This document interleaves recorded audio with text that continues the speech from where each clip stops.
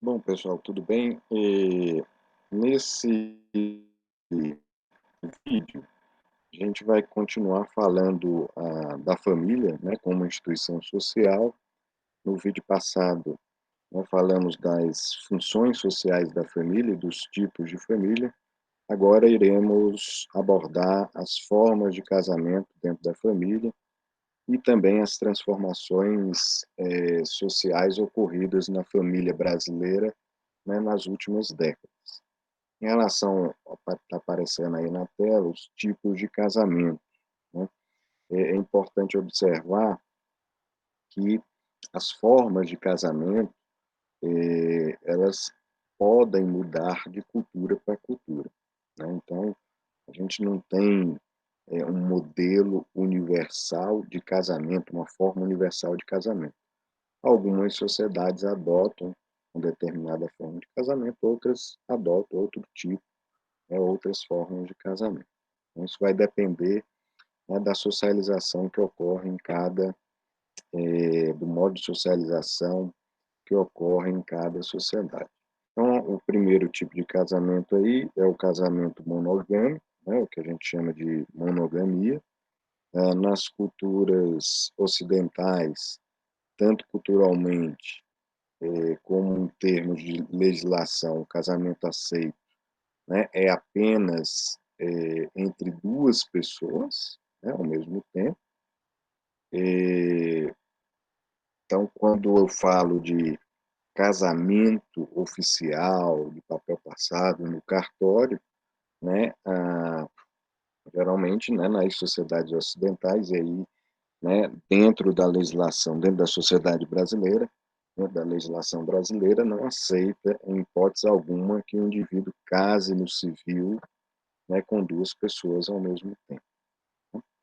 E o segundo tipo é a poligenia, que é um tipo de casamento que não é aceito dentro da nossa sociedade brasileira, mas que é muito comum no mundo muçulmano, né. Então, quando a gente fala de poligenia, é o homem se casando com 2 ou mais mulheres, né. Isso é aceito dentro dessas sociedades, tanto pela cultura, né, muçulmana, como pela legislação, né, dos países com esse tipo de cultura, né, que estão dentro dessa cultura. Então, Irã, Jordânia, Marrocos, Iraque, Kuwait, né, a maioria ali daqueles países do Oriente Médio e uma boa parte dos países ali, do que a gente chama de África árabe, né, Egito, Argélia, Marrocos, né, adotam esse tipo de casamento, né. E como a mulher não está inserida, geralmente, no mercado de trabalho, no mundo muçulmano, né, o homem, se ele se casar com 2, 3 ou 4 ou 5 mulheres, ele vai ter que sustentar, né, essas mulheres. Então, vai depender da condição econômica que ele tenha, né, pra determinar aí o número, né, de, mulheres, nas quais ele vai se casar, né. A poliandria, que é o terceiro tipo aí, é um tipo bem mais raro, né, quando comparado com a monogamia e a poliginia, mas existe em alguns povos indígenas da Oceania, né, e entre os esquimós, lá no Polo Norte, né. Então, nesse tipo de família, na poliandria, a mulher pode se casar com 2 ou mais homens. Então, nessas culturas, geralmente a mulher desempenha um papel, né, de liderança, tá. Ah, depois aparece aí a endogamia, que é quando o casamento se dá entre pessoas do mesmo grupo social.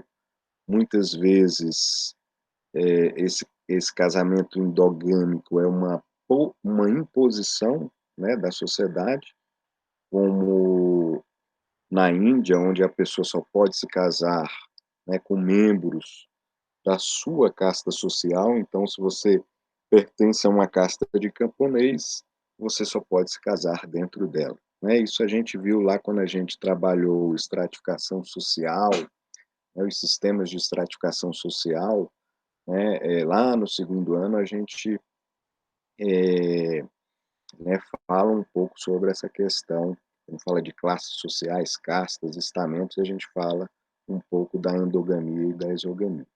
E a última forma de casamento está aparecendo aí, é a exogamia, que é quando as pessoas se casam, com pessoas fora do seu grupo social.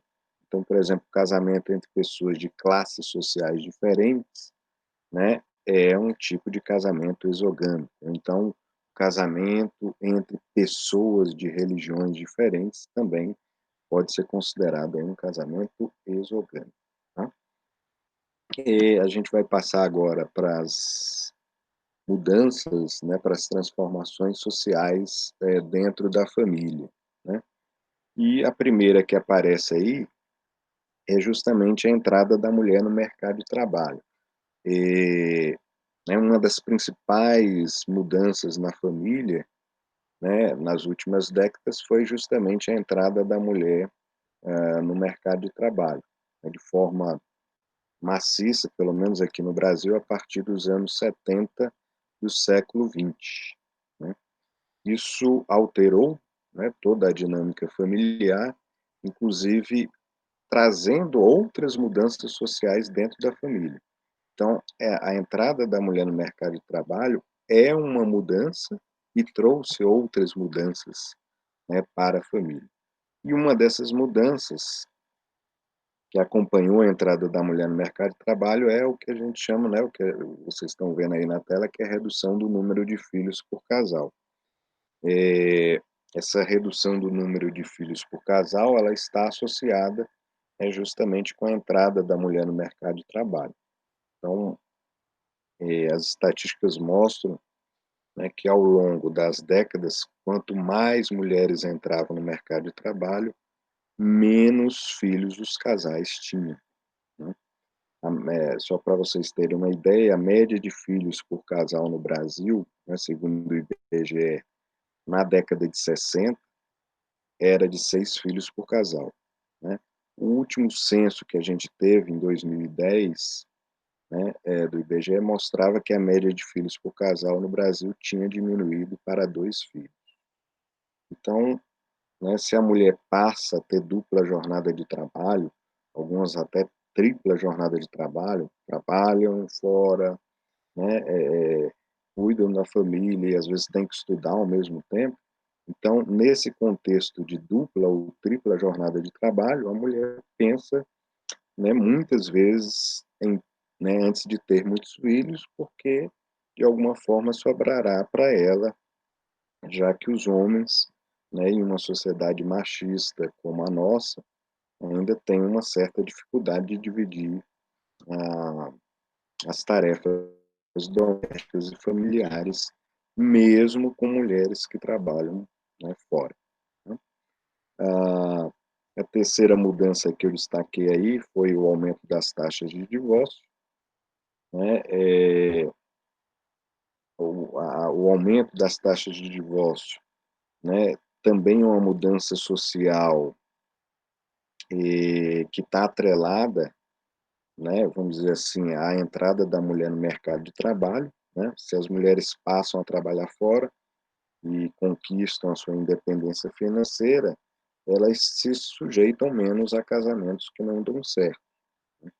Então, antigamente, a mulher geralmente era dependente financeiramente do marido, acabava muitas vezes se sujeitando a um casamento que não deu certo, né, justamente porque ela não tinha uma certa independência financeira.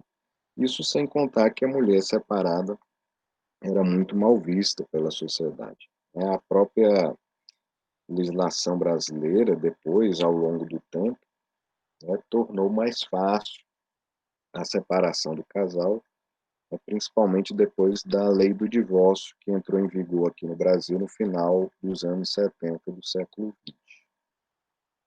Ah, tem também, a com o aumento dos divórcios, né, aumenta-se, o número de famílias, monoparentais. né, ou mãe sozinha criando filhos, ou pai sozinho criando filhos. E também, o aumento, obviamente, de famílias recasadas, né, famílias onde um dos cônjuges, né, tiveram outros casamentos no passado. Então, quando você tem um aumento da taxa de divórcio, isso causa uma outra mudança, que é justamente o aumento dos percentuais, de famílias monoparentais e de famílias recasadas.